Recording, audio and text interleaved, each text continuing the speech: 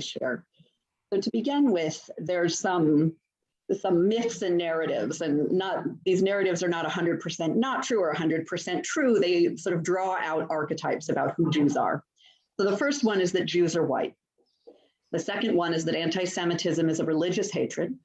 The third is that Jews are powerful, not vulnerable, and therefore criticism of Jews, especially by folks who are also experiencing oppression, is punching up. And therefore, it's not so bad, or maybe it's not a problem, maybe it's calling out power.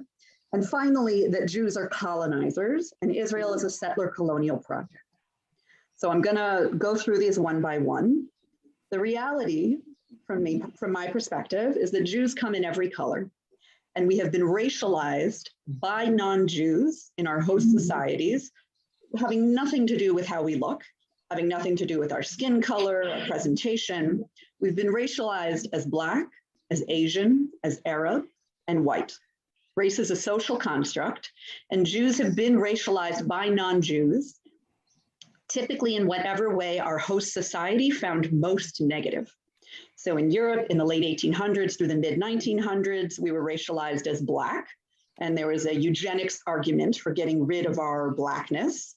In America, in the early 1900s through the mid 1900s, we were racialized as Asian, when the threat to American whiteness was perceived as an Asian immigrant threat. And now we're racialized as white, when that is a racialization that's viewed as powerful or complicit with powerful in a way that is oppressive and harmful. We see ourselves as a people, and naming us by a non-Jewish racial category doesn't change our peoplehood. It doesn't change our identity. So regardless of how our skin looks, regardless of how we present, and we may identify as Black, brown, white, Asian, but we are a people and we are Jewish. So we're not, for example, I am not a white person practicing a religion, or whatever race I identify with based on the way I present or based on whatever other personal heritage or cultural factors I have. I am a Jew living my peoplehood, living my Jewishness. On the right, we're viewed as non-whites, attacking white supremacy, using Black and brown allies in order to do that. And on the left, we're viewed as almost the whitest of the white, partly because the idea is that we're centering our own oppression as an appropriative way to marginalize Black and brown communities. This is particularly painful for those of us who have family or live in communities where our extended families were murdered in unimaginable numbers for being non-white within living memory. And I'll say I'm of Lithuanian extraction. Lithuanian Jews had a 2% survival rate. So really, really painful to be murdered for being non-white and then to be attacked for some perceived whiteness or categorized with some perceived whiteness, both by outside non-Jewish groups. Both narratives are harmful on the right and the left. Both of these are forms of anti-Semitism, and both of these have cost Jews their lives. 2, anti-Semitism is not religious hatred, it's racism. Anti-Semites don't like us any better when we stop praying. They hate our identity and our peoplehood. On the right and the left, they use words like cockroaches, termites, dirty Jews.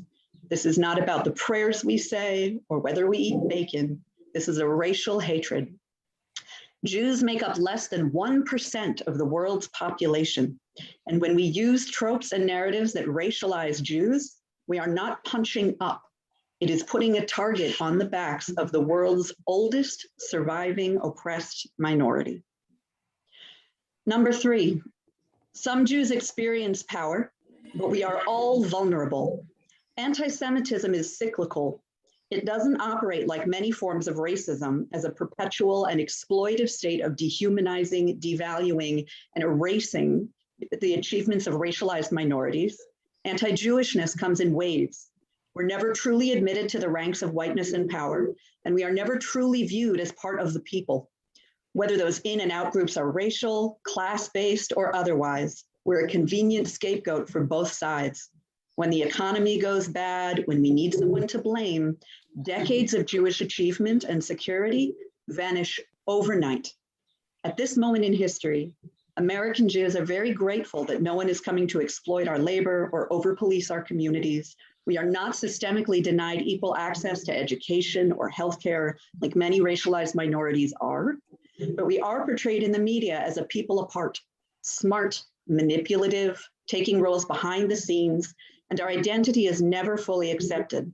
So when anti-Jewish hate rises, they come to kill us all, and our purported whiteness or power or perception will make us no less dead. We have come within a gasp of extinction within living memory. So seemingly privileged and secure Jews who are white presenting respond to anti-Semitism with the vehemence you'd expect from someone who knows their life hangs in the balance. American Jews are by and large people who left or fled countries where the Jewish people were later exterminated en masse. Perhaps you could say we are naturally selected to notice and respond to Jew hate with alarm and action. I've heard this called paranoia. I call it historical memory. Our racialized trauma lives in our DNA, and we treat any warning sign seriously because we know that our lives depend on it. When non-Jews gaslight us by saying Jews are not oppressed or minimize Jewish pain, it's not as bad as what some other group may be experiencing, for example, or invoke Jewish stereotypes that we are white, that we're protected by power, that we are colonizers, therefore cannot speak about our own oppression. What we see, and again, I'm speaking for myself and for those of you who feel like what I'm saying represents you, we recognize the latest in a 2,000+ year history of slander and blood libel. Invoking these tropes makes us less safe, whether it is done explicitly or by implication. If you would not talk this way about another minority, don't do it to Jews. Finally, Jews were not welcome in Europe and fled for our lives in the last century, nor were we welcome in the Arab Peninsula countries where we were murdered and expelled by the hundreds of thousands in the Farhud. The idea that Jews came to the land of Israel as colonizers is ahistorical. Jews are indigenous to the land of Israel, and when our adopted countries murdered and expelled us, we fled back to the only country in which Jews ever enjoyed self-determination. We were granted a country by the UN. History has proved over and over again that Jews are not safe without self-determination, and the future of Israel is the Jewish future. The cynicism of referring to indigenous people as colonizers in their own land is erasive and seeks to dispossess Jews of our history and identity, turning us into proxies for Europeans, who are the very ones who tried to exterminate us. The miracle of Jewish survival in the face of overwhelming odds raised the Jewish people from the ashes of near extinction and has converted us from a people living on sufferance, forced to apologize for failing to die, to a proud people who believe in each other and our unique destiny. White settler colonialism is a story accurately told about many situations around the world, including the United States. Though I don't often hear calls for ending the United States or that the United States is an illegal settler colonial project, I think that argument could be made.